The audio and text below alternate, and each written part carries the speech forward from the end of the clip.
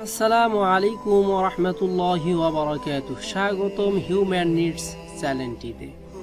আশা করি সকলে ভালো আছেন আর আপনাদের ভালো থাকা নিয়েই নিয়মিত আমাদের এই আয়োজন। আসুন আমরা আজকের টপিক সম্পর্কে জেনে নেই। আজকে আমরা জানব আরেকবার নিজেকে নিয়ে ভাবুন।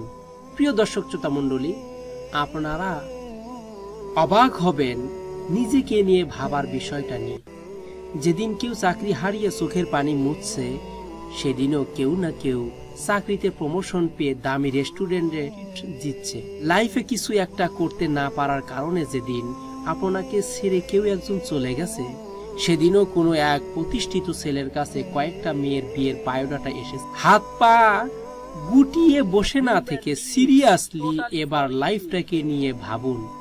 অবশ্যই আপনাকেই বলছি, হাত পা গুটিয়ে বসে না থেকে সিরিয়াসলি এবার নিজেকে নিয়ে ভাবুন। আজীবন সময় দিয়েছেন নিম গাছের নিচে, আর এখন বলেন জীবন এত তিতা কেন? দোষটা কার ছিল? যার কিছু নেই তার কেউ নেই। ভাঙ্গা সিন্ধুকে কেউ টাকা রাখে না, নষ্ট ঘড়ির কেউ যত্ন নেয় না। এই সিম্পল হিসাবটা কেন বুঝেন না?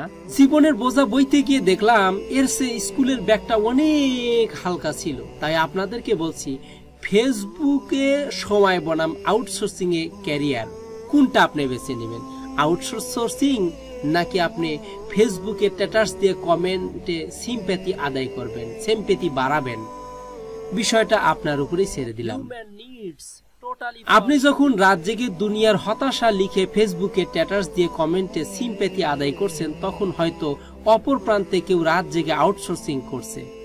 আপনি কমেন্টে প্রচুর সিম্প্যাথি পাবেন আর সে পাবে অ্যাকাউন্টে টাকা। হিসেবটা খুব সিম্পল। যে যেটার জন্য কাজ করেছে সে সেটাই পেয়েছে, এটাই স্বাভাবিক। প্রিয় দর্শক শ্রোতা মণ্ডলী, আপনাদের ভাববার জন্য এই চিত্রগুলো তুলে ধরলাম, আপনারা একটু মনোযোগ সহকারে দেখুন। আপনি যখন স্টুডেন্ট লাইফে বাবার টাকায় বন্ধুদের সাথে মাস্তি করে দামি রেস্টুরেন্টে খেয়ে ফেসবুকে চেক ইন দিতেন, তখন আপনার কোনো এক বন্ধু ক্লাস অ্যাসাইনমেন্ট আর নোট নিয়ে ব্যস্ত ছিল। কয়েকটা বছর শেষে ফলাফল, সে এখন বড় কোম্পানির সিনিয়র অফিসার হয়ে যখন দামি রেস্টুরেন্টে অফিসিয়াল মিটিং করে, আর আপনি বগুলের নিচে দুর্বল সিজিপির সার্টিফিকেট নিয়ে টঙের দোকানে চা খেতে খেতে চাকরির বিজ্ঞপ্তি খুঁজেন। এতটুকু পার্থক্য তো হওয়ারই কথা। যে বয়সে লাইফটাকে আপনার জয় করার কথা, আপনি সে বয়সে করেছেন এনজয়। তাই যখন এনজয় করার সময়, তখন বেকারত্ব জয় করতেই হিমশিম খাচ্ছেন। এনজয় তো অনেক দূরের বিষয়।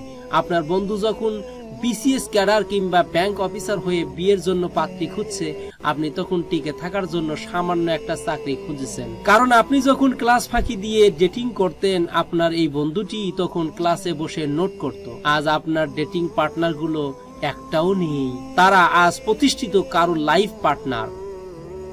আপনার কি অবস্থা? আপনি কি একবারও নিজেকে নিয়ে ভাবার চেষ্টা করেছেন? তাই আবার বলছি, নিজেকে নিয়ে ভাবুন, বারবার ভাবুন, আবার ভাবুন। দিন শেষে হতাশা হয়ে বলেন, শালার ভাগ্যটাই খারাপ। No dear, you are totally wrong. আপনার ভাগ্য আজ আপনাকে এখানে আনেনি, আপনি আপনার ভাগ্যকে এত নিচে নিয়ে এসেছেন। বাড়ির পাশে ময়লা ফেলে তা থেকে কিভাবে ফুলের সুবাস আশা করেন? কাজ যা করেছেন রেজাল্টও তো তাই হবে। নাকি ঠিক বললাম? নাকি আমি ঠিক বললাম? তাই তো বারবার বলছি, নিজেকে নিয়ে ভাবুন, আরেকবার নিজেকে নিয়ে ভাবুন। সমাধান আপনার নিজের কাছেই আছে।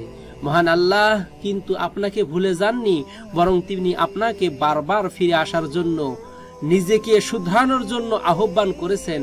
মহান আল্লাহ তাআলা পবিত্র কোরআন মাজিদে সূরা জুমারের 53 নম্বর আয়াতে কারিমায় ইরশাদ করেন, বিসমিল্লাহির রহমানির রহিম, কুল ইয়া ইবাদিয়াল্লাযীনা আসরাফু আলা আনফুসিহিম লা তাকনাতু মির রাহমাতিল্লাহ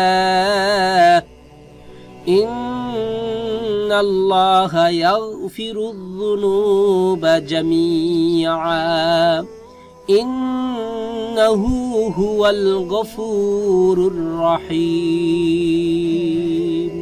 ইয়া রাসূলুল্লাহ সাল্লাল্লাহু আলাইহি ওয়াসাল্লাম, আপনি আমার বান্দাদের জানিয়ে দিন, বলুন, হে আমার বান্দাগণ, যারা নিজেদের উপর বাড়াবাড়ি করেছো, তোমরা আল্লাহর রহমত থেকে নিরাশ হইও না। অবশ্যই আল্লাহ সকল পাপ ক্ষমা করে দিবেন। নিশ্চয়ই তিনি ক্ষমাশীল, পরম দয়ালু। সূরা জুমার আয়াত নম্বর 53।